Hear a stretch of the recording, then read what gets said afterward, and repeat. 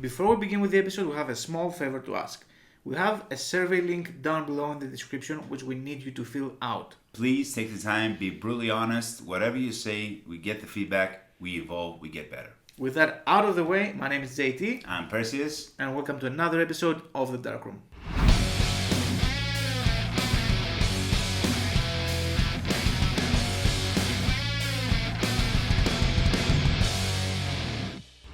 In today's episode, we're going to talk about 10 common mistakes modern magicians do. So let's start with number 1, which is audio and visual noise.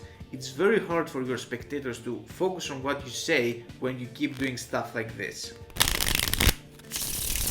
Or even this.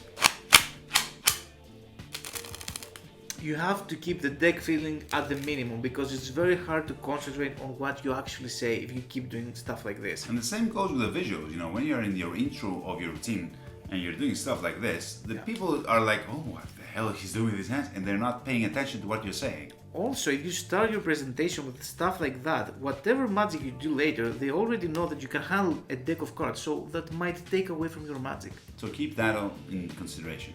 Common mistake number 2, subtitling. I'm gonna take a card. Are you? I'm gonna place it in the middle of the deck, see. and then I'm gonna do a shuffle, Exactly and as you said. I'm gonna do some cuts, I'm gonna snap my fingers, and we know.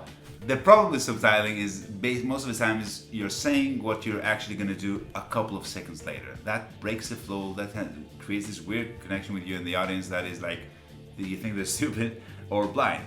And avoid it. Yeah, usually this is a result of magicians not knowing what they want to say during the performance. So our advice would be, just be mindful of what you want to say during the effect and practice it this way.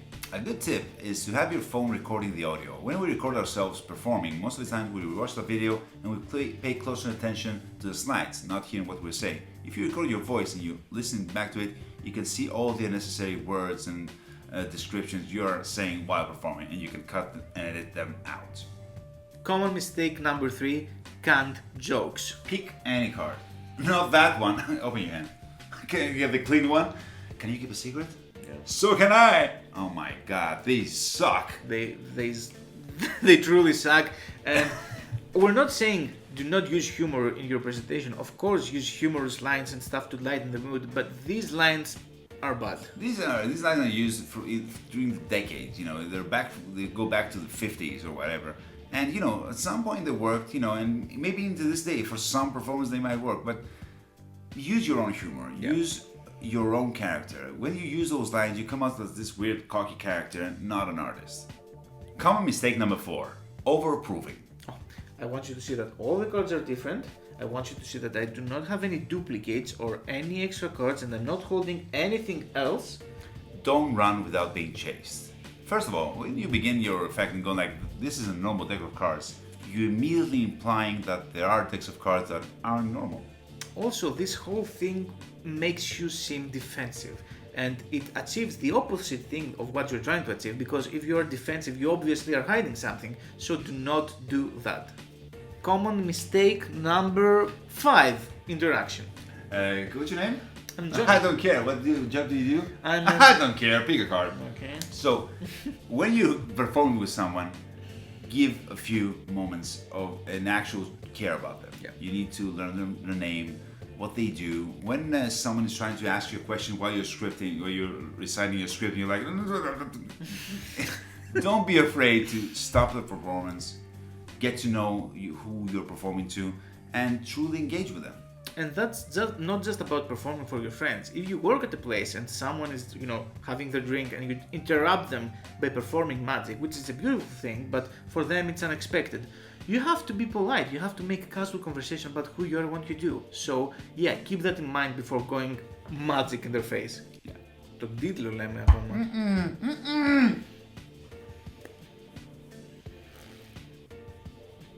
Δεν ξέρω, με ενοχλεί πιο πολύ ότι έριξες καφέ στις κόχορτς ή το σκουπίζεις με το...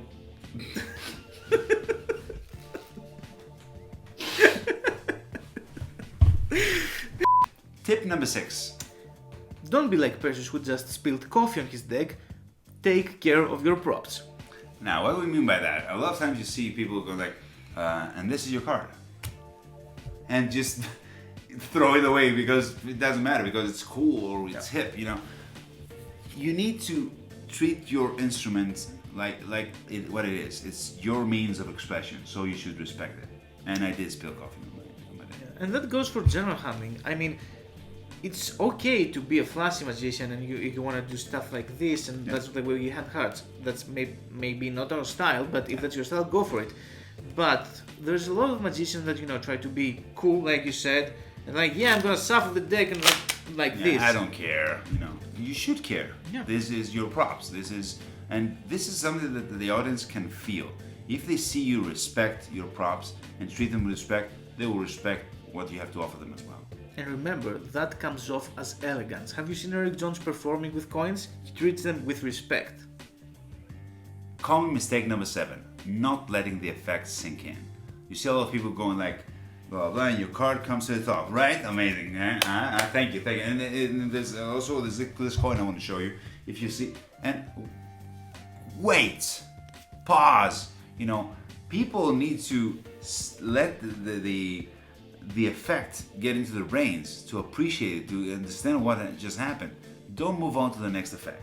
Also, many magicians are acting this way because some spectators do not give a reaction right away. And they try to feel that awkward, which is not awkward, that's the way that the magicians receive it. But imagine that if you show magic to someone who has never seen magic before, they're gonna need some time to register what just happened. They're gonna need some time before they go, oh wow, that was amazing. Do not try to fill that gap with awkward laughs or, oh, it was amazing, right? Let them experience it and then go to the next effect. And sometimes your reactions won't be the David Blaine reactions, and someone might appreciate what just happened just sitting like this in shock. It's okay, let them have it. Don't make them applaud or scream or whatever. It depends on the effect. Common mistake number 8, do not follow the herd.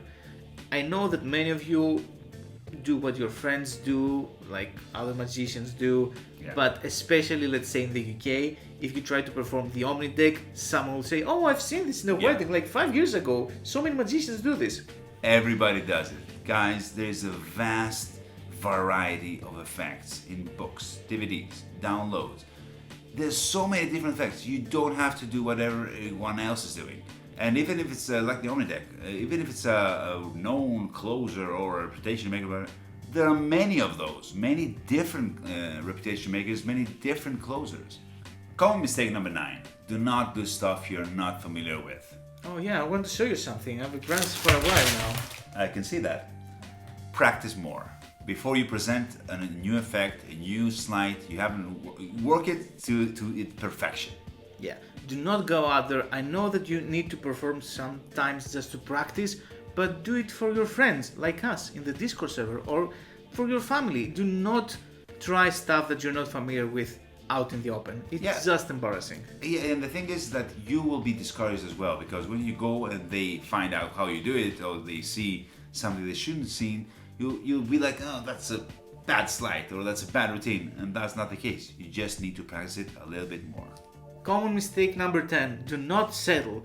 Even if you're a performing magician for the last 15 years and you're at a great point at your career, you have to go back, learn some stuff again, find new stuff to perform, because no matter how good you are, there's always something new to learn. And again, if you've read some books or you've seen some DVDs, reread them, rewatch them. Our brain is always evolving. We evolve as characters. So if you go and reread and rewatch some of the old stuff, you can pick up new stuff with your new perspective.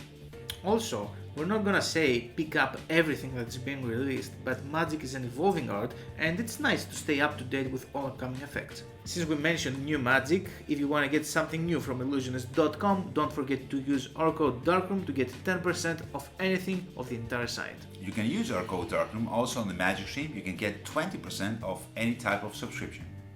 Also, we listen to your feedback about wanting to see more streams throughout the week, so we're streaming live today on Twitch at 4 p.m. EST and 9 p.m. London time. Yes, we're probably gonna bring some of our Discord members along the way. We can discuss about the arts, about magic in general, creativity, and stuff like that. So be there. That's it for this week's episode. Thank you so much for joining us. Don't forget to like this video, subscribe to the channel, and write in our comments what is a common mistake you used to do. See you all next week.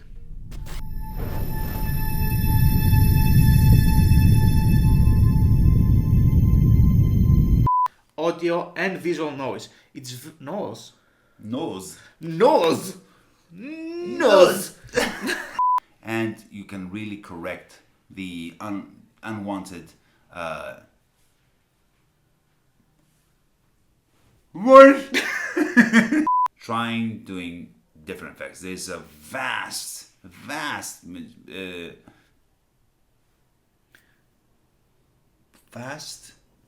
Selection. Variety. Yes. Toot. There's a huge variety of magic tricks out there, so there's no need to do the same old stuff. What do you think, Perseus?